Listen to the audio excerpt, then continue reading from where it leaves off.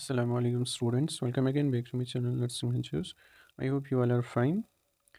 तो अगर कोई नया होगा चैनल को ज़रूर सब्सक्राइब कर लेना and press bell icon so that you can get the notification on time. और हमारा टेलीग्राम ग्रुप ज़रूर ज्वाइन करके रखना, उसकी लिंक आपको डिस्क्रिप्शन में मिल जाएगी। वहाँ पे आप अपने क्वेरीज बता सकते हैं। और अगर किसी को कोई PDF चाहिए होगा किसी भी चैप्टर का, सेकेंड सेमेस्टर का चाहे फर्स्ट सेमेस्टर का, ठीक, वो ज्वाइन कर लेना, वहाँ पे आपको मिल जाएगा। और इस चैप्टर का PDF भी आपको कहाँ पे मिल जाएगा? टेलीग्राम ग्रुप पे। और आप कमेंट सेक्शन में बता देना जो नर्सिंग फाउंडेशन है क्या वो पढ़ानी है इसके बाद इंशाल्लाह, या न्यूट्रिशन एंड डाइट्रिक्स, क्योंकि नोट्स बनाने हैं इसीलिए। आप कमेंट सेक्शन में तो ज़रूर बता देना क्या नर्सिंग फाउंडेशन सेकंड पढ़ाना है या न्यूट्रिशन एंड डाइट्रिक्स, ठीक, दोनों में से कौन सा आपको पढ़ना है। चलो, आज का जो हमारा टॉपिक है दैट्स ABG एनालिसिस हमें करानी है, ठीक है। देखो हमने पढ़ा है, इसमें मैं आपको दिखाऊंगा सिलेबस पहले। ये देखो यहाँ पे हमने ये चैप्टर जो पढ़ रहे हैं ना दैट्स एसिड बेस मेंटेनेंस, हम चैप्टर पढ़ रहे हैं। इसमें हमने पीएच डेफिनेशन, इसकी नॉर्मल वैल्यू सारा कुछ देखा। उसके बाद हमने ये अच्छे से पढ़ा regulation of blood pH, blood buffer system हमने पढ़ा, रीनल एंड रेस्पिरेटरी मैकेनिज्म भी हमने पढ़ा। इसमें देखो जो अब इसके बाद क्या पढ़ना है हमें, ABG, इसके नॉर्मल वैल्यूज़, और हमें पढ़ने हैं एसिड बेस डिसऑर्डर्स। वो हम इसी लेक्चर में पढ़ेंगे। इसके टाइप्स, डेफिनेशन एंड काजेज़ भी इसी में हम कंप्लीट करेंगे, ठीक है। ये जो लेक्चर है ना इट्स वेरी मतलब इंपॉर्टेंट है, बहुत ही ज़्यादा इंपॉर्टेंट है। क्यों, मैं आपको बताऊंगा अभी।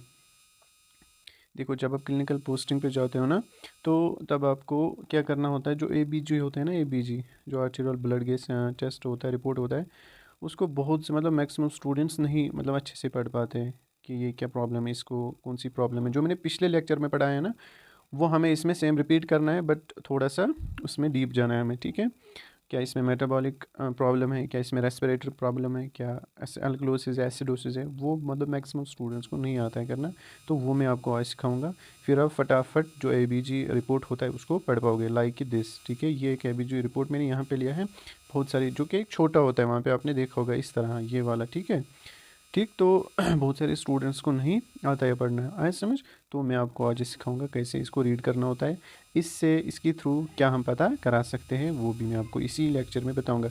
तो ये जो लेक्चर है ना, इसको समझने के लिए, अच्छे से समझने के लिए आपको प्रीवियस लेक्चर ज़रूर देखना है, ठीक, क्योंकि उसमें इंपॉर्टेंट बातें मैंने कुछ बताई है जो कि इसमें मैं नहीं बताऊंगा, ठीक, वो मैंने ऑलरेडी बताया है, फिर भी मैं थोड़ा सा रिपीट करूंगा।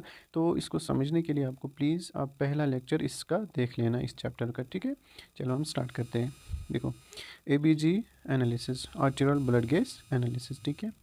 Arterial blood gas analysis is a laboratory test to monitor the patient's acid base balance। इससे हम क्या करते हैं, जो पेशेंट्स का जो एसिड बेस बैलेंस होता है, इससे हम पता कर सकते हैं कि क्या एसिड बेस बैलेंस है या डिस्टर्ब हुआ है, ठीक है। ABG ब्लड सैंपल, इसमें हम एक सैंपल लेते हैं, ब्लड सैंपल, ठीक है। ये हम कहाँ से लेते हैं, आर्टरी से लेते हैं, ठीक है। इसीलिए इसको हम क्या कहते हैं, आर्टीरियल ब्लड गैस। दूसरा होता है VBG, वो हम वेन से लेते हैं, ठीक है। देखो वेन्स में जो ब्लड निकालना वो इजी होता है, आपको पता है, VBG निकालना इजी है, बट जो आर्टरी है ना, ABG होता है ना, ये आर्टरी से निकालना पड़ता है, क्योंकि आर्टरी होती है deep as compare to veins, ये बात याद रखना ना। तो वो ढूंढनी नहीं पड़ती है, एंड मतलब साइड पता होनी चाहिए उसके लिए। जो वेन होते हैं वो तो सुपरफिशियल होती है ना, उस वो तो हमें दिखती भी है, लेकिन आर्टरी नहीं दिखती है, ठीक है। तो वो पता होनी चाहिए साइड। साइड क्या क्या है इसके लिए, यहाँ पे रेडियल आपको पता है, जो कि यहाँ पे रिस्ट में होती है, ठीक है, इधर ब्रेकियल आपको पता है, ठीक है, फिमोरल और फिमोरल आर्टरी, ये तीन आर्टरी जो है जहाँ से हम निकाल सकते हैं, ठीक है, अच्छे मतलब यहाँ से अच्छी तरीके से निकल सकता है ABG ब्लड सैंपल, ठीक। तो ये रही इसकी डेफिनेशन। इसके बाद आपके सिलेबस में लिखा है नॉर्मल वैल्यूज़, ठीक है। देखो नॉर्मल वैल्यू मैं आपको बताऊंगा, यहाँ पे जो इंपॉर्टेंट मेन जो पैरामीटर्स होते हैं ना, इसमें मेन जो पैरामीटर्स होते हैं दैट आर, जो फर्स्ट थ्री है ना, these three are most important parameters in determining the ABG, ठीक है। मतलब इसमें हम इन्हीं तीन पैरामीटर से हम पता कर सकते हैं कि इसमें कौन सी प्रॉब्लम है, क्या रेस्पिरेटरी प्रॉब्लम है, क्या मेटाबॉलिक है, क्या एसिडोसिस है, क्या अल्कलोसिस है। इन्हीं तीन पैरामीटर से वो मैं आपको आगे समझाऊंगा कैसे। जो पीएच होता है ना इसमें ये हम पीएच किसका देखते हैं, प्लाज्मा का, ब्लड का, ठीक है। वो नॉर्मल कितना होता है आपको पता है, पिछले लेक्चर में मैंने आपको अच्छे से समझाया, 7.35 टू 7.45, क्योंकि नॉर्मल वैल्यू आपके सिलेबस में लिखा है। उसके बाद partial pressure of carbon dioxide 34, ये मैंने आपको कैसे बोला करना है, 34 इसका, 35 इसका लेना है, और 45 इसका लास्ट 2 डिजिट लेना है। तो यही इसका नॉर्मल वैल्यू होता है, 35 टू 45 mmHg। ये क्या होता है, रेस्पिरेटरी, ये रेस्पिरेटरी है ना यहाँ पे डिटर्मिनेंट। क्यों ये रेस्पिरेटरी डिटर्मिनेंट क्यों है, क्योंकि कार्बन डाइऑक्साइड को कौन बाहर फेंकता है, लंग्स, ठीक है, इसीलिए इसको हम रेस्पिरेटरी डिटर्मिनेंट कहते हैं। उसके बाद बाइकार्बोनेट, ये क्या होता है, बाइकार्बोनेट क्या होता है, कितना इसका नॉर्मल वैल्यू है 22 to 26 milli equivalent per litre. ये क्या होता है, मेटाबॉलिक डिटर्मिनेंट, ठीक, क्योंकि किडनी के थ्रू वहीं पे ये बनता है, ठीक।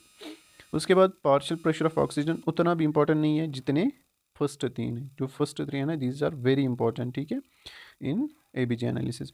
उसके बाद PO2 80 to 100 mmHg। उसके बाद ऑक्सीजन सेचुरेशन 94 to 100% होनी चाहिए। ये है नॉर्मल वैल्यूज, ठीक।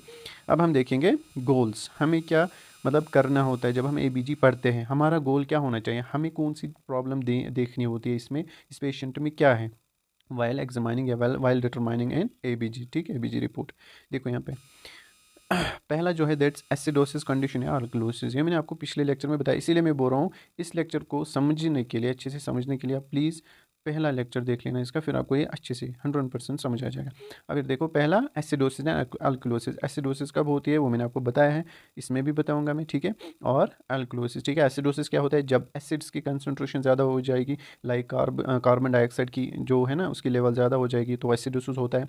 या बाइकार्बोनेट की लेवल कम हो जाएगी तब भी एसिडोसिस होता है। या अल्कलोसिस कब होगा, जब बाइकार्बोनेट की लेवल ज़्यादा हो जाएगी, क्योंकि वो बेस है तो अल्कलोसिस हो जाएगा। अब अगर कार्बन डाइऑक्साइड की लेवल कम हो जाएगी तब भी अल्कलोसिस होता है, ठीक। उसके बाद नेक्स्ट रेस्पिरेटरी और मेटाबॉलिक।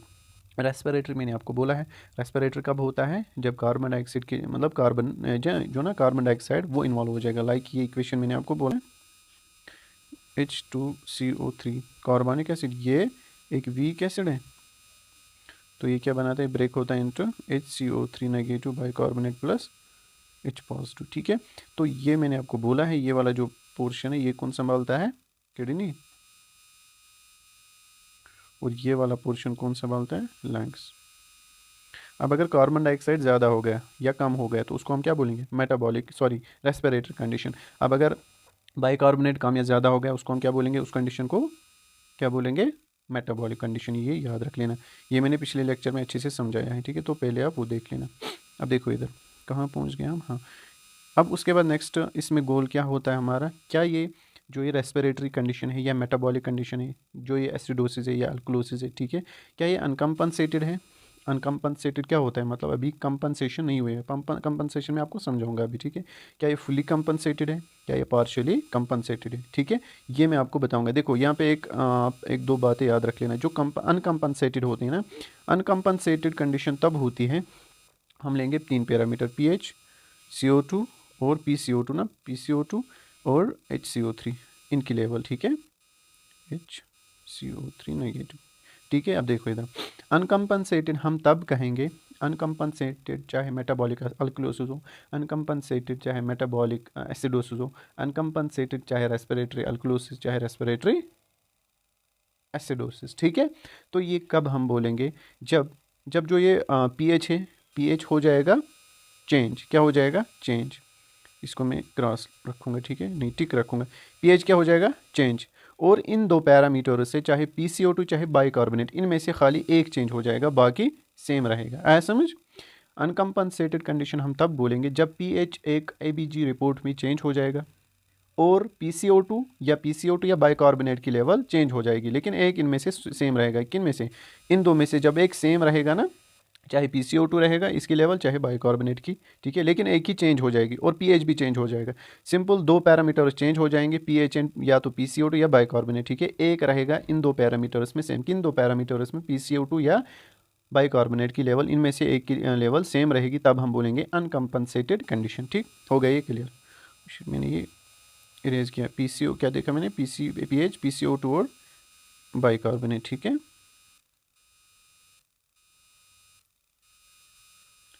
नेगेटिव, ठीक।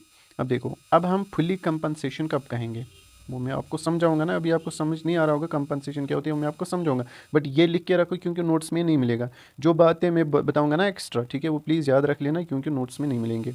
अब आप देखो फिर स्टूडेंट बोल रहे सर ये जो नोट्स है ये बहुत कम मतलब छोटे हैं, मतलब इनमें आपने कुछ, बट ये जो ये दो है ये भी चेंज होगा ये भी चेंज होगा, तब हम क्या बोलेंगे, फुली कंपनसेशन, ठीक।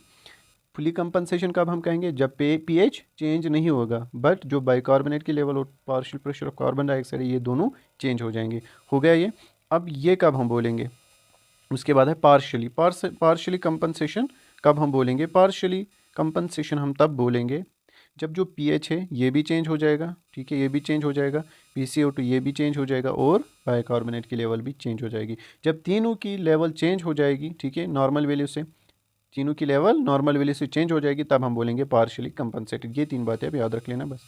अब हम देखेंगे यहाँ पे आपको अब कंपनसेशन मैकेनिज्म समझ आएगा। यहाँ पे देखो, how lungs and kidneys help each other, ठीक है। देखो, अगर आपको बॉडी में कार्बन डाइऑक्साइड की लेवल ज़्यादा होगी, ठीक है, कार्बन डाइऑक्साइड की लेवल ज़्यादा होगी, तो जो किडनी है उसको कैसे कंपनसेट करके कम करता है। अगर कार्बन डाइऑक्साइड की लेवल ज़्यादा होगी लंग्स में, ठीक है, सॉरी बॉडी ब्लड में कार्बन डाइऑक्साइड की लेवल ज़्यादा होगी, तो उसकी वजह से कौन सी कंडीशन हो जाएगी, एसिडोसिस कंडीशन। अब कार्बन डाइऑक्साइड है तो हो गया रेस्पिरेटरी एसिडोसिस। अब जो रेस्पिरेटरी एसिडोसिस है इसकी वजह से प्रॉब्लम हो जाएगी, बट जो किडनी है ना वो इसको करने नहीं देता है, ठीक है, वो इसको करने नहीं देता है, मतलब प्रॉब्लम नहीं करने देता है, वो कंपनसेट करके जो ये कार्बन डाइऑक्साइड की लेवल है ना वो कम कर देता है। कैसे, वो मैं आपको अब सिखाऊंगा, ठीक है। या बाइकार्बोनेट की लेवल ज़्यादा होगी, तो बाइकार्बोनेट की लेवल अगर ज़्यादा होगी क्या हो गया, मेटाबॉलिक अल्कलोसिस। फिर लंग्स उसको कैसे हेल्प करते हैं, ठीक। देखो, पहली कंडीशन यहाँ पे देखो, ये मैंने लंग्स बनाए हैं, लंग्स ने किया हाइपो वेंटिलेशन। क्या किया, पहला स्टेप रेड में लिखा है इधर, क्या किया लंग्स ने, हाइपो वेंटिलेशन। हाइपो वेंटिलेशन मतलब ये धीरे धीरे ब्रीथिंग कर रहे हैं, ठीक है, स्लो। जब हाइपो वेंटिलेशन कोई करता है, ठीक, तो जो कार्बन डाइऑक्साइड है वो बाहर निकलेगा ज़्यादा कि रिटेन रहेगा, सिंपल बात है, वो तो बाहर नहीं निकलेगा उतना बल्कि रिटेन रहेगा, ठीक है। जब हम हाइपर वेंटिलेशन करते हैं, जल्दी जल्दी सांस लेते हैं, तो उसकी वजह से कार्बन डाइऑक्साइड भी जल्दी बाहर निकलेगा, बट जब हम हाइपो वेंटिलेशन करेंगे तब जो कार्बन डाइऑक्साइड है वो रिटेन रहता है। तो इसका मतलब क्या हुआ, increase of carbon dioxide level, मतलब जो कार्बन डाइऑक्साइड की लेवल है वो इंक्रीज हो जाएगी। सेकेंड स्टेप क्या होता है, सेकेंड स्टेप यहाँ पे देखो, उसके बाद जब कार्बन डाइऑक्साइड की लेवल ज़्यादा हो जाएगी, कार्बन डाइऑक्साइड ज़्यादा, H पॉजिटिव ज़्यादा बनाएंगे, पहले लेक्चर में मैंने आपको बताया H पॉजिटिव की कंसंट्रेशन क्या हो जाएगी, ज़्यादा। H पॉजिटिव जब ज़्यादा होता है तो pH फॉल होता है, pH डिक्रीज हो जाएगा, तो pH जब डिक्रीज होगा तो कौन सी कंडीशन होगी, एसिडोसिस कंडीशन, सिंपल। यहाँ पे देखो फॉल इन pH, उसके बाद रेस्पिरेटरी एसिडोसिस। रेस्पिरेटरी क्यों आया, क्योंकि लंग्स के साथ रिलेटेड, ठीक है, लंग्स डिटरमिनेंट यहाँ पे आ गया, तो रेस्पिरेटरी एसिडोसिस हो गया, ठीक। जब रेस्पिरेटरी एसिडोसिस हो गया, ठीक, अब किडनी कंपनसेशन के लिए क्या करता है, देखो यहाँ पे जो रेस्पिरेटरी एसिडोसिस है, फॉर कंपनसेशन यहाँ पे मैंने लिखा है, जो किडनी है ना पहले ये करता है secretion of H positive ion. क्या करता है, secretion of H positive ion, और रिअब्जॉर्प्शन करता है bicarbonate ion. Secretion of H positive ion मतलब क्या हुआ, ये सिक्रिट करता है ज़्यादा से ज़्यादा H पॉजिटिव आयन, किसके साथ, यूरिन के साथ बाहर फेंकता है H पॉजिटिव, क्योंकि एसिडोसिस कंडीशन हुई है, समझो इस बात को, एसिडोसिस कंडीशन हुई, ऑलरेडी एसिड ज़्यादा है, तो जो किडनी है ये H पॉजिटिव एसिड ज़्यादा बाहर फेंकता है, किसके साथ, यूरिन के साथ, और क्या करता है, रिअब्सॉर्ब करता है किसको, बाइकार्बोनेट आयन को, मतलब बेस को ये रिअब्सॉर्ब करता है, किस में, वापस ब्लड में, ये उसको यूरिन के साथ जाने नहीं देता है बल्कि रिअब्सॉर्प्शन कराता है बाइकार्बोनेट्स की, जो कि एक बेस है। तो बेस क्या है, ये इस एसिड के साथ फिर इसको इसके मिलके इसके साथ मिलके क्या करेगा, कंपनसेट करेगा, मतलब फिर वापस नॉर्मल वैल्यू आ जाएगा, ठीक है। यही इसका रोल। आई होप कि आपको इस समझ आया होगा, ठीक है। अब हम आगे बढ़ते हैं नेक्स्ट। अब देखो इधर रिअब्जॉर्प्शन क्या हो गया, बाइकार्बोनेट, ये मैंने आपको बोला, यही लिखा है यहाँ पे, जब रिअब्जॉर्प्शन हो जाएगा किसका, बाइकार्बोनेट का, इंक्रीज इन प्लाज्मा पीएच। अब इसकी वजह से पीएच क्या हो जाएगा, इंक्रीज, ये हम कंपनसेशन की बात कर रहे हैं अभी, तो ऊपर क्या हुआ था, डिक्रीज पीएच, जब इंक्रीज हो जाएगा पीएच यहाँ पे मेटाबॉलिक कंपनसेशन इसको हम कहेंगे। क्यों मेटाबॉलिक, क्यों, क्योंकि बाइकार्बोनेट की वजह से कंपनसेशन हो गई। ये आपको फिर एबीजे एनालिसिस में जब आप रिपोर्ट पढ़ोगे ना फिर आपको अच्छे से समझ आएगा, प्लीज़ इसको अभी समझ लेना, ठीक है। तो क्या हो गया, मेटाबॉलिक कंपनसेशन, मेटाबॉलिक क्यों, क्योंकि बाइकार्बोनेट ने क्या किया, एसिड को कंपनसेट किया, मतलब एसिड को न्यूट्रलाइज करके वहाँ पे पीएच बैलेंस किया, ठीक।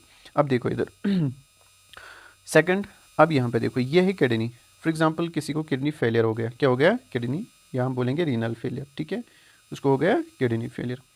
तो जब किडनी फेलियर होता है तो रिअब्जॉर्प्शन में मतलब फ़र्क आ जाएगी, रिअब्जॉर्प्शन वहाँ पे क्या हो जाएगा, रिअब्जॉर्प्शन उतना नहीं होगा, तो जो बाइकार्बोनेट है वो भी तो रिअब्जॉर्ब नहीं होंगे, वो लॉस हो जाएंगे, क्या हो जाएंगे, लॉस हो जाएंगे, लॉस ऑफ बाइकार्बोनेट, या हम बोलेंगे रिटेंशन ऑफ H पॉजिटिव। क्योंकि रिटेंशन क्यों हो जाएगा, रिटेंशन क्योंकि वो तो सिक्रेट ही नहीं हो रहा है ना, रिटेंशन वो ऐसे ही रहेंगे, H पॉजिटिव आयन ऐसे ही रहेंगे, और लॉस क्या हो जाएगा, बाइकार्बोनेट लॉस क्यों हो जाएगा, क्योंकि रिअब्जॉर्ब ही नहीं होगा। देखो रीनल फेलियर का मतलब समझो, रीनल फेलियर जब होगा तो ना तो रिअब्जॉर्ब होगा ना H पॉजिटिव सिक्रेट होगा। किडनी क्या करती थी, रिअब्जॉर्ब करता था बाइकार्बोनेट, और सिक्रेट क्या करती थी, H पॉजिटिव। अब जब रीनल फेलियर हो गया तो बाइकार्बोनेट क्या है, वो ना रिअब्जॉर्ब होगा, और H पॉजिटिव की कंसंट्रेशन वो भी सिक्रेट नहीं हो जाएगी, वो रिटेन रहेगी, तो उसकी वजह से क्या होगा, लॉस हो जाएंगे बाइकार्बोनेट, मतलब बेस लॉस हो गई लेकिन H पॉजिटिव रिटेन हो गया, तो मतलब एसिडिक कंडीशन हो गई, तो फॉल हो जाएगा पीएच, इसका मतलब हुआ मेटाबॉलिक एसिडोसिस। क्यों हुआ मेटाबॉलिक एसिडोसिस? क्योंकि बाइकार्बोनेट किडनी के पास हुआ, ठीक है, बाइकार्बोनेट की वजह से। अब मेटाबॉलिक एसिडोसिस हुआ, अब लंग्स क्या करेंगे इसके लिए? देखो यहाँ पे फॉर कंपनसेशन क्या करेंगे लंग्स? मेटाबॉलिक एसिडोसिस हुआ तो मतलब लंग्स वो काम करेगी जिसकी वजह से एसिड कम हो जाएगा। सिंपल देखो, लंग्स करेगी हाइपर वेंटिलेशन। क्या करेगी? Hyper ventilation. हाइपर वेंटिलेशन की वजह से क्या होता है? कार्बन डाइऑक्साइड जल्दी जल्दी बाहर निकलेगा। कहाँ से? ब्लड से। जब ब्लड से जल्दी जल्दी कार्बन डाइऑक्साइड निकलेगा तो कार्बन डाइऑक्साइड की लेवल क्या हो जाएगी? डिक्रीज। डिक्रीज जब कार्बन डाइऑक्साइड होगा तो H पॉजिटिव, हाँ सॉरी पीएच क्या हो जाएगा? इनक्रीज, क्योंकि H पॉजिटिव की कंसंट्रेशन कम बनेगी। जब H पॉजिटिव की कंसंट्रेशन कम होती है तो पीएच इंक्रीज होता है। तो पीएच क्या हो जाएगा? इंक्रीज। उसको हम क्या बोलेंगे फिर? Respiratory compensation. रेस्पिरेटरी क्यों? क्योंकि लंग्स ने किया through carbon dioxide, through hyper ventilation, ठीक है। तो पीएच क्यों इंक्रीज हुआ? क्योंकि कार्बन डाइऑक्साइड बाहर निकला। तो किसने किया? लंग्स ने। इसीलिए इसको हम क्या कहेंगे? Respiratory compensation. ये दो बातें आपको याद रखनी थी। अब आपको समझ आया होगा। ऊपर हमने बोला कंपनसेटेड ना अनकम्पनसेटेड, ठीक है, या हम बोलेंगे फुली कंपनसेटेड या पार्शियली कंपनसेटेड, वो आपको समझ आ गया, ठीक है। अब हम देखेंगे एबीजी, कुछ एबीजी यहाँ पे टेस्ट है, ठीक है, वो मैं आपको समझाऊंगा। यहाँ पे मैंने लिखा भी है ये कौन सी प्रॉब्लम है। देखो आपके सिलेबस में लिखा है डिसऑर्डर्स, तो जो डिसऑर्डर्स है ना वो हमें असल में अब पढ़ने हैं, ठीक है, वो हमें असल में अब पढ़ने हैं। आपको डिसऑर्डर्स वहाँ पे लिखा है रेस्पिरेटरी एसिड बेस डिसऑर्डर्स है ना, इसमें आते हैं 4। एक है एक सेकेंड, एक है रेस्पिरेटरी एसिडोसिस और रेस्पिरेटरी एल्कोलोसिस। देखो अगर एग्जाम में आया ना, अब नहीं बोलना कि सर ने नहीं पढ़ाया, मैं पढ़ा रहा हूँ वही, असल में हम टाइप सी पढ़ रहे हैं। Respiratory acidosis, respiratory alkalosis, metabolic acidosis, metabolic alkalosis, ठीक है। ये 4 टाइप्स आपको पढ़ने हैं, वहाँ पे लिखा भी है टाइप्स, ठीक है। उसके बाद वहाँ पे काजेज लिखा है, काज में मैं आपको लास्ट में बताऊंगा, अभी हम टाइप्स देख रहे हैं, ठीक है। देखो इधर ये हम एबीजी इंटरप्रेट कर रहे हैं, बट आपने टाइप्स ऑलरेडी पढ़े हैं। जो टाइप्स है ना, रेस्पिरेटरी एसिडोसिस आपको समझ आ गया ना, वो लिख सकते हो ना आप खुद। रेस्पिरेटरी अल्कोलोसिस भी आप खुद लिख सकते हो। मेटाबॉलिक अल्कोलोसिस कब होता है वो भी आप लिख सकते हो। मेटाबॉलिक अल्कोलोसिस कब होता है वो भी आप लिख सकते हो, और काज भी आप खुद लिख सकते हो। देखो अगर मैं रेस्पिरेटरी एसिडोसिस की बात करूँ, बोलो इसका काज, रेस्पिरेटरी एसिडोसिस। काज होता है, काज क्या होता है? काज होता है जब CO2 की लेवल कंसंट्रेशन उसकी ज़्यादा हो जाएगी, कहाँ में? ब्लड में, ये इसका काज है, सिंपल। या COPD हाँ पेशेंट्स, ठीक है, ये भी काज है। अब अगर मैं आपको बोलूँगा मेटाबॉलिक या अल्कोलोसिस, मेटाबॉलिक अल्कोलोसिस कब होगा? काज क्या होगा इसका? रीनल फेलियर, अभी मैंने बताया, सिंपल। मेटाबॉलिक एसिडोसिस, ठीक है, ये मैंने आपको बोला। अब हम देखेंगे एबीजी इंटरप्रेट करेंगे। अब मैं आपको बोलूँगा जो हमने टाइप्स है ना, इसके टाइप्स वो हमने पढ़े हैं, काजेज भी हमने पढ़े, वो आप खुद लिख सकते हैं। आप पहला एबीजी देखो यहाँ पे, समझ लेना, मेरी बात पे ध्यान देना। यहाँ पे पीएच की कितना दिया है? 7.1। नॉर्मल कितना होता है यहाँ पे लिखा है। Partial pressure of carbon dioxide कितना दिया है? 54। नॉर्मल कितना है? 35 to 45। बाइकार्बोनेट कितना दिया है? 24। Normal 22 to 26। देखो पहले हम देखेंगे पीएच। क्या देखेंगे? पीएच क्या हुआ है? 7.1 है, तो पीएच डिक्रीज हुआ है ना। 7.35 to 7.4, 7.1, तो इसका मतलब पीएच डिक्रीज हुआ है। पीएच डिक्रीज हुआ, पीएच डिक्रीज होगा। जब भी पीएच डिक्रीज होगा तो उसका मतलब क्या हुआ? एसिडिक कंडीशन, ठीक है। तो एसिडोसिस लिखा मैंने, एसिडोसिस, तो आपको पता चला ये एसिडोसिस कंडीशन है। अब हम देखना है ना किसकी वजह से हुआ, क्या रेस्पिरेटरी एसिडोसिस है या मेटाबॉलिक। देखो यहाँ पे जो partial pressure of carbon dioxide है वो 54 है। नॉर्मल कब तक है? 45 तक, तो इंक्रीज हुआ है, ठीक है। बाइकार्बोनेट की लेवल देखो 24 रेंज में आ रहा है, तो इसका मतलब बाइकार्बोनेट चेंज नहीं हुआ है, ये सेम है, ठीक है। अब सेम है तो किसकी वजह से एसिडोसिस हुआ है? एसिडिक कंडीशन किसकी वजह से होगी? सिंपल कार्बन डाइऑक्साइड की वजह से, क्योंकि इंक्रीज हुआ है, तो इसका हम क्या बोलेंगे? रेस्पिरेटरी, क्या बोलेंगे? Respiratory acidosis. लिख के रखो, ठीक है, ये नहीं यहाँ पे लिख के, ठीक है, रेड से लिख के। अब आपको देखना है अनकम्पनसेटेड है, पार्शियली है, या फुली कंपनसेटेड है, ठीक है। ये कैसे आपको पता चलेगा? देखो पीएच चेंज हुआ है, हाँ, और इन दो पैरामीटर्स में एक ही चेंज हुआ है, कौन? Partial pressure of carbon dioxide. तो क्या हुआ? अनकम्पनसेटेड, पहले ही मैंने आपको बोला है। चलो हम दूसरा देखेंगे, एबीजी। देखो रिजल्ट यहाँ पे दिया है, पीएच क्या है? 7.5, 40 है कार्बन डाइऑक्साइड की लेवल, उसके बाद इसी बाइकार्बोनेट 18। तो पीएच कम हुआ है, क्या हो गया? एसिडोसिस, ठीक है, मैं ये लिखूंगा। अब देखो PCO2 कितना है? 40 रेंज में है, तो ये चेंज नहीं हुआ है, ये चेंज हुआ है। PCO2 चेंज नहीं हुआ है, रेंज में है। बाइकार्बोनेट कितना है? 18, तो डिक्रीज हुआ है। बाइकार्बोनेट जब डिक्रीज होगा, देखो बाइकार्बोनेट जब डिक्रीज होगा, बेस जब डिक्रीज होगा तो कौन सी कंडीशन होगी वहाँ पे, एसिडोसिस। इसीलिए यहाँ पे अब जो है एसिडोसिस कंडीशन हुई है, क्या ये कार्बन डाइऑक्साइड की वजह से हुआ है? नहीं, क्योंकि वो नॉर्मल है, वो तो रेंज में है। किसकी वजह से हुआ है? बाइकार्बोनेट। बाइकार्बोनेट उसको उसको हम क्या कहेंगे? मेटाबॉलिक। तो metabolic acidosis, sorry, metabolic acidosis. अब अनकम्पनसेटेड है, हाँ, क्योंकि एक ही पैरामीटर चेंज हुआ है, सॉरी दो ही पैरामीटर चेंज हुए हैं। PCO2 नॉर्मल है, तो इसको हम क्या कहेंगे? UMA, uncompensated metabolic acidosis. हो गया ये भी। चलो नेक्स्ट। अब देखो इधर pH क्या है? 7.51, कार्बन डाइऑक्साइड 26, इस बाइकार्बोनेट 24। pH चेंज हुआ है? हाँ, इसको टिक लगाओ पहले। pH चेंज हुआ है। क्या हो रहा है, एक सेकंड। pH चेंज हुआ है, कितना हुआ है? 7.51, तो इससे ज़्यादा है, 7.45 से ज़्यादा है ना, तो क्या हुआ? अल्कलोसिस। ठीक है, तो ALK लिखूंगा मैं, अल्कलोसिस कंडीशन होगी। अब हमें देखना है मेटाबॉलिक है या रेस्पिरेटरी। देखो PCO2 partial pressure of carbon dioxide 26 है, तो 35 to 45 रेंज है, तो कम हुआ है, 35 से कम हुआ है ना, तो मतलब कार्बन डाइऑक्साइड की लेवल कम हुई है। क्या हुई है? कार्बन डाइऑक्साइड की लेवल। जब एसिड कम हो जाएगा, कार्बन डाइऑक्साइड एसिड ही है ना, तो जब एसिड होगा कौन सी कंडीशन आएगी? अल्कलोसिस। तो इसका मतलब अब हम देखेंगे बाइकार्बोनेट की वजह से मत हुआ है, बाइकार्बोनेट की वजह से। ठीक है, ये तो नहीं, ये तो नहीं हुआ है, एक सेकंड, ये नहीं हुआ है, ये 24 है तो नॉर्मल है, रेंज में आ रहा है। 22 to 26 नॉर्मल है, तो रेंज में आ रहा है, तो किसकी वजह से हुआ है? कार्बन डाइऑक्साइड, मतलब रेस्पिरेटरी अल्कलोसिस। लेकिन कौन सा वाला? अनकम्पनसेटेड। क्यों? क्योंकि दो ही पैरामीटर चेंज हुए हैं। ठीक है, उसके बाद नेक्स्ट। नेक्स्ट देखो नेक्स्ट यहाँ पे pH 7.53, यही अल्कलोसिस कंडीशन, क्योंकि इंक्रीज हुआ है pH।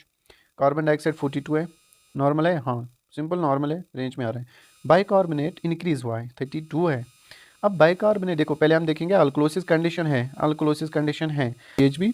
PCO2 नहीं हुआ है, बाइकार्बोनेट चेंज हुआ है, तो दो चेंज हुए हैं। तो क्या हो जाएगा? मेटाबॉलिक। क्यों? क्योंकि बाइकार्बोनेट इंक्रीज हुआ है, इंक्रीज हुआ है बाइकार्बोनेट, मतलब ये बेस है ना, तभी तो अल्कलोसिस है, इसी की वजह से अल्कलोसिस हुई है। तो मेटाबॉलिक अल्कलोसिस कौन सा वाला? अनकम्पनसेटेड। ठीक है, उसके बाद नेक्स्ट। अब अगर हमें देखना है फॉर कंपनसेशन, किसके लिए?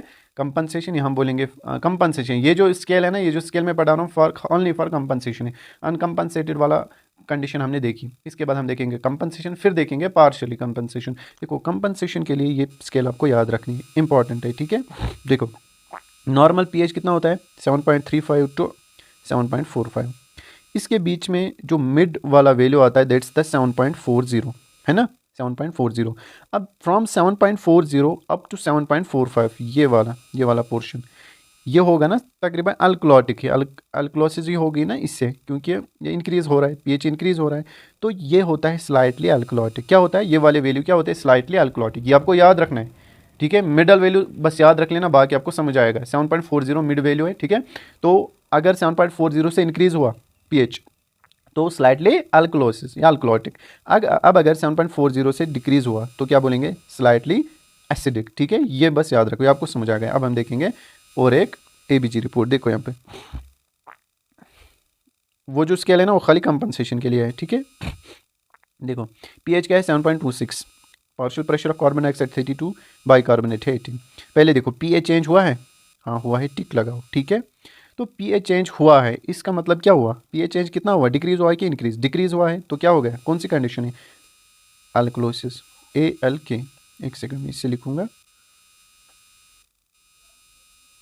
pH चेंज हुआ है, टिक लगाओ, तो अल्कलोसिस, अल्कलोसिस कंडीशन आ गई। ओके, अब ये अल्कलोसिस है, pH डिक्रीज किसकी वजह से हुआ वो हमें देखना है, क्या कार्बन डाइऑक्साइड की वजह से या बाइकार्बोनेट। देखो कार्बन डाइऑक्साइड 32 है, 32 तो डिक्रीज हुआ है, तो ये चेंज हुआ है, टिक लगाओ पहले। अब देखो बाइकार्बोनेट, बाइकार्बोनेट 18, ओ यहाँ पे देखो ये भी चेंज हुआ है, तो तीनों चेंज हुए हैं। जब तीनों चेंज होंगे, मैंने क्या बोला था वहाँ पे, कौन सी? पार्शियली कंपनसेशन हुआ है। ठीक है, पार्शियली देखो कंपनसेशन क्यों होता है? ताकि जो pH है ना वो नॉर्मल आ जाए, इसीलिए कंपनसेशन हुआ है। बट यहाँ पे pH नॉर्मल मत आया है, वो तो फिर भी अभी तक मतलब इतना कंपनसेट किया है ताकि मतलब 35 तक इसको पहुँचना है pH को, अभी नहीं पहुँचना है, अभी 26 पे ही है। देखो अभी 26 पे ही है, तो कंपनसेशन हुआ है, बल्कि पार्शियली हुआ है, क्योंकि तीनों पैरामीटर्स चेंज हुए हैं। देखो अब ये कंपनसेशन किसने किया है? क्या लंगस ने किया है या किडनी ने? वो हम देखेंगे। देखो यहाँ पे समझ लेना ये PaCO2 partial pressure of carbon dioxide कितना है? 32 इंक्रीज हुआ है, डिक्रीज हुआ है। जब कार्बन डाइऑक्साइड की लेवल कम हो जाएगी, एसिड कम हो जाएगा, तो कौन सी कंडीशन होगी, अल्कोलोसिस हो जाएगी। तो इसने बोला कि हाँ अल्कोलोसिस होगी। अब हम देखेंगे बाइकार्बोनेट। बाइकार्बोनेट क्या हुआ है, डिक्रीज। जब बाइकार्बोनेट डिक्रीज हो जाएगा उसकी वजह से अल्कोलोसिस हो जाएगी, नहीं एसिडोसिस हो जाएगी। बट हमें पहले ही पता चला ये कौन सी कंडीशन है, अल्कोलोसिस। अब ये अल्कोलोसिस जो है ये किसकी वजह से असल में हुआ है, कार्बन डाइऑक्साइड की वजह से, याद रख लेना।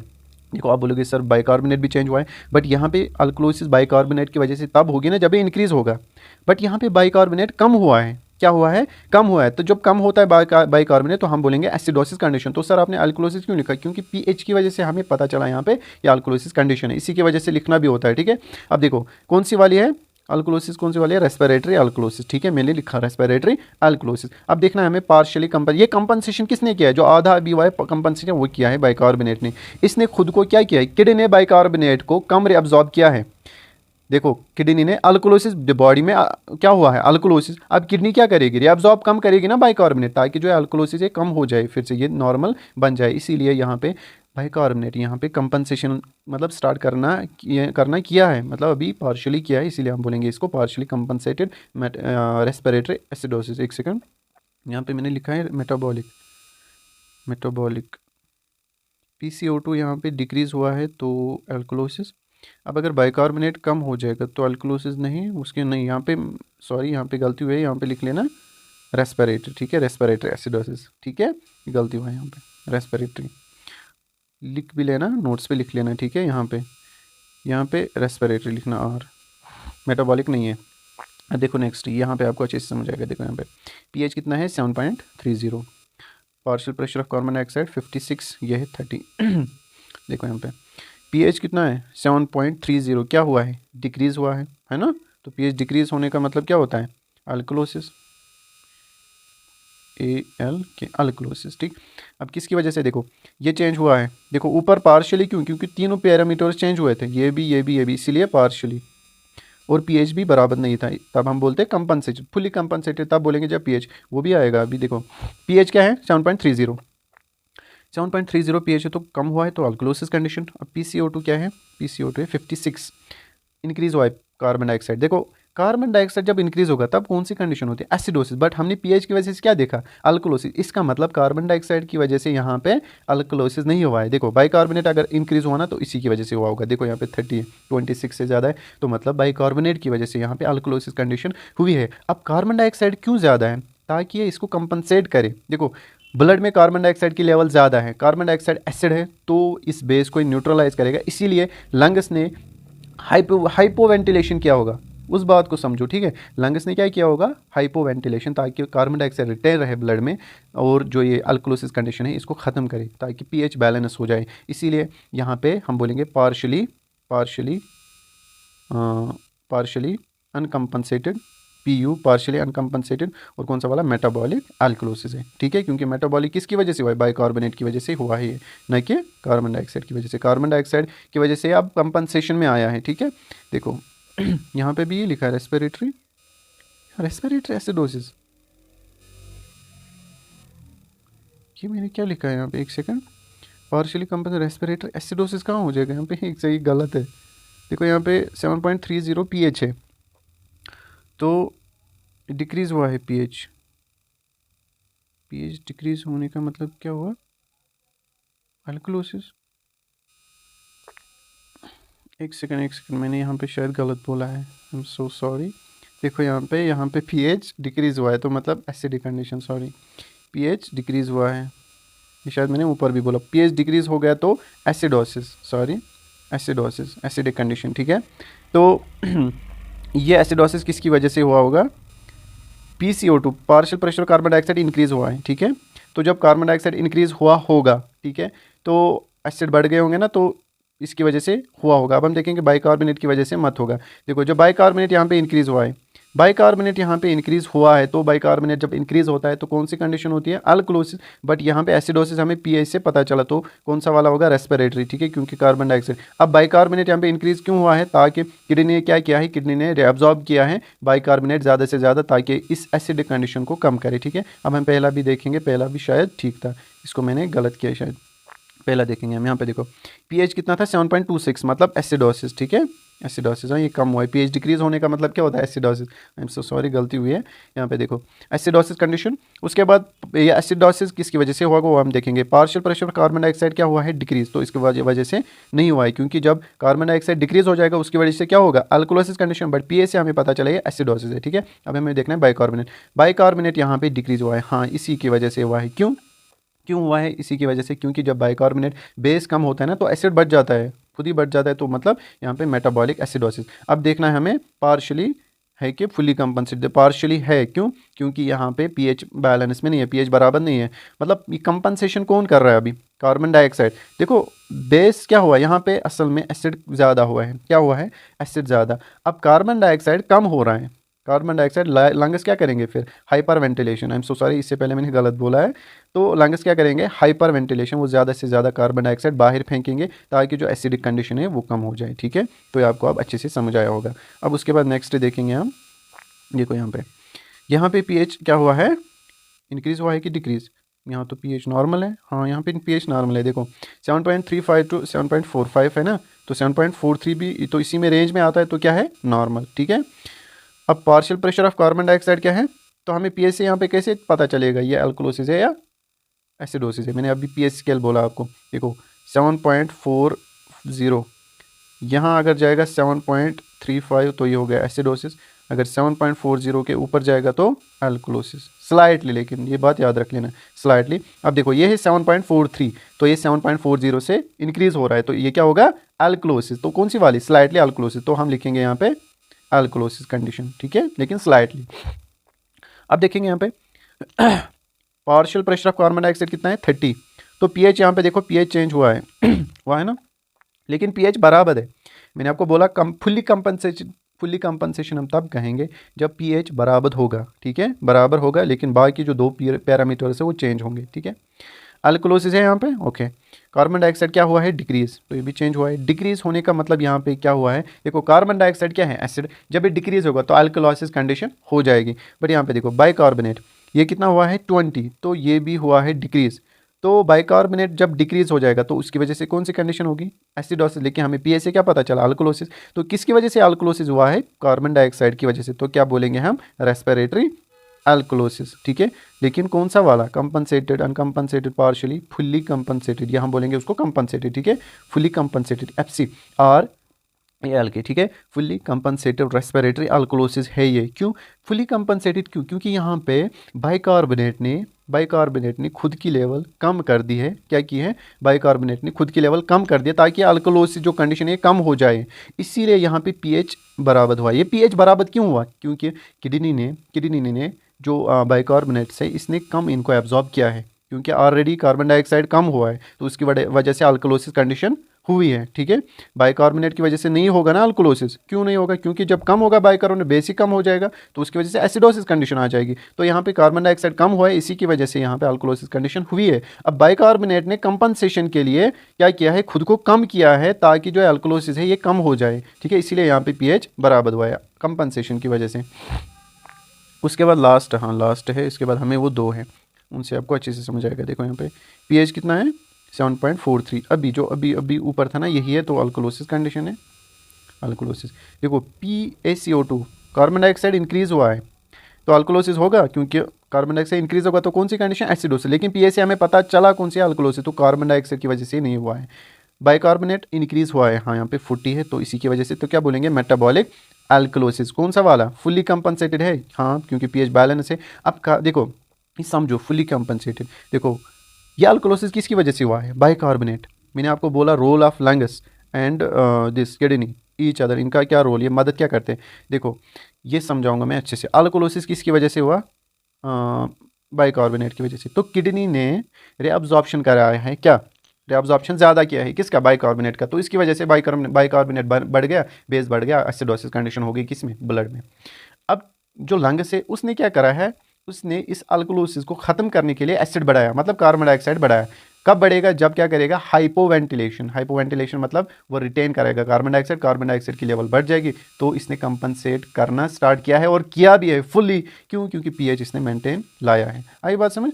अब देखेंगे हम नेक्स्ट, ये दो है, ये आपको समझ आएंगे। देखो ये ABG रिपोर्ट है, यहाँ पे देखो पीएच कितना है? 7.46। 7.45 है नॉर्मल, ठीक है 7.45, तो यहाँ पे 4.6 हुआ है तो इंक्रीज हुआ है, क्या होगा अल्कलोसिस कंडीशन। एक सेकंड, ए एल की अल्कलोसिस कंडीशन हुआ है। Partial pressure of carbon dioxide 44 है, 45 तक नॉर्मल है तो क्या हुआ है डिक्रीज हुआ है, ठीक है। अब पी सी सॉरी बाइकार्बोनेट देखेंगे, बाइकार्बोनेट हाँ यहाँ पे देखो बाइकार्बोनेट यहाँ पे कितना हुआ है 30 हुआ है ना, ये देखो स्टैंडर्ड ये बोला 30 हुआ है तो क्या हुआ है इंक्रीज, ये भी तो इंक्रीज हुआ है। कार्बन डाइऑक्साइड क्या है वो डिक्रीज हुआ है। देखो कार्बन डाइऑक्साइड डिक्रीज होगा, एसिड कम होगा तो अल्कोलोसिस कंडीशन होगी, हाँ। अब अगर जो बाइकार्बोनेट है कहाँ गया, ये इंक्रीज होगा तब भी तो अल्कोलोसिस कंडीशन होगी। अब कैसे पता चलेगा आपको ये अल्कोलोसिस किसकी वजह से, देखो कार्बन डाइऑक्साइड यहाँ पे 44 हुआ है, 44.4, 45 तक नॉर्मल है। एक सेकंड, कार्बन डाइऑक्साइड कहाँ है, ये डिक्रीज कहाँ हुआ है, ये नॉर्मल है, 35 to 45 नॉर्मल है, तो कार्बन डाइऑक्साइड नॉर्मल रेंज में है। तो अल्कोलोसिस किसकी वजह से हुआ है, बाइकार्बोनेट इंक्रीज हुआ है तो हम बोलेंगे मेटाबॉलिक अल्कोलोसिस, ठीक है। अब कंपनसेटेड है कि नॉन, ये पार्शियली कंपनसेटेड, देखो पीएच क्या हुआ है, पीएच भी वेरी हुआ है कि नहीं, पीएच कितना है एक सेकंड 7.46 तो इंक्रीज हुआ है, तो ये भी चेंज, पी कहाँ गया ये बाइकार्बोनेट, ये एक चेंज हो गया तो कौन सा हो गया अनकम्पनसेटेड, ठीक है, क्योंकि दो ही अनकम्पनसेटेड है, क्योंकि दो ही चेंज हुआ है, अनकम्पनसेटेड मेटाबॉलिक अल्कोलोसिस, ठीक है। उसके बाद नेक्स्ट यहाँ पे देखो ये पीएच है कितना है 7.48, 7.48 ओके, तो क्या हुआ है इंक्रीज हुआ है, 7.45 तक है ना नॉर्मल, तो इंक्रीज हुआ है तो क्या बोलेंगे अल्कोलोसिस कंडीशन, ठीक है। कार्बन डाइऑक्साइड 22, 35 to 45 नॉर्मल है तो कार्बन डाइऑक्साइड कम हुआ है, ये भी चेंज हुआ है, ये भी चेंज हुआ है, ठीक है। कार्बन डाइऑक्साइड जब कम होगा तो अल्कोलोसिस कंडीशन आ गई। पहले हम देखेंगे बाइकार्बोनेट भी मत चेंज हुआ है, देखो बाइकार्बोनेट 16 है, बाइकार्बोनेट 16 है ना यहाँ पे 16.8, 22 to 26 नॉर्मल है तो ये भी डिक्रीज हुआ है। देखो अल्कोलोसिस कंडीशन कब होगी, जब एसिड कम होगा या बाइकार्बोनेट बढ़ेगा, सिंपल। एसिड यहाँ पे क्या हुआ है कम हुआ है, हाँ तो अल्कोलोसिस होगी, लेकिन बाइकार्बोनेट मतलब यहाँ पे नहीं बढ़ा है बल्कि कम हुआ है, तो बाइकार्बोनेट की वजह से अल्कोलोसिस नहीं हुआ है बल्कि कार्बन डाइऑक्साइड की वजह से, तो हम क्या बोलेंगे रेस्पिरेटरी अल्कोलोसिस। कौन सा वाला, देखो पीएच भी चेंज हुआ है और कार्बन डाइऑक्साइड भी और बाइकार्बोनेट भी चेंज हुआ है, ठीक है, तो हम क्या बोलेंगे फुली नहीं सॉरी पार्शियली कब होता है जब तीनों चेंज होंगे, पार्शियली कंपनसेटेड रेस्पिरेटरी अल्कोलोसिस, ठीक है। तो जो बाइकार्बोनेट है वो क्या हुआ है, एक सेकंड यहाँ पे अल्कोलोसिस, हाँ यहाँ पे बाइकार्बोनेट क्या हुआ है ये डिक्रीज हुआ है ताकि अल्कोलोसिस कंडीशन कम हो जाए। बाइकार्बोनेट कम होगा ना, देखो अल्कोलोसिस हुआ है तभी तो बाइकार्बोनेट डिक्रीज हो जाएगा ताकि एसिड बच जाए बेस कम हो जाए, ठीक है। तो आई होप कि आपको ये बीजी अब आ जाएगा इंशाल्लाह पढ़ना। यहाँ पे आई एम सो सॉरी, ऊपर थोड़ा सा गलती हो गई मुझसे, तो उसके लिए आई एम सो सॉरी, ठीक है। मिलते हैं नेक्स्ट वीडियो में, तब तक के लिए अल्लाह हाफिज़। अब हम इंशाल्लाह नेक्स्ट चैप्टर उठाएंगे।